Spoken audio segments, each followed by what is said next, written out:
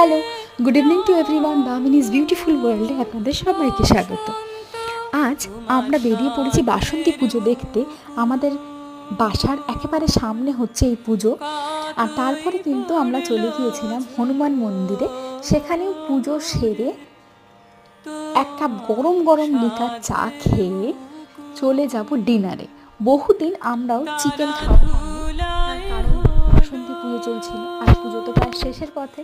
তাই ভাবলাম আমরাও গিয়ে একটু বাইরে ডিনার করে আসি। সেই জন্যে চলে এসেছিলাম জাইকাতে। আর এখানে এসে গরম গরম টেস্টি চিকেন তন্দুরি নিয়ে নিয়েছিলাম। যেমন জুসি খেতে আর তেমন টেস্টি।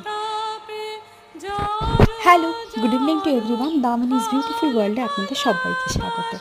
আজ চলে এসেছি বাসন্তী পুজো দেখতে। খুব কম জায়গাতেই তো এখন বাসন্তী পুজো হয়, তবে লাকিলি জলপাইগুড়িতে আসার পর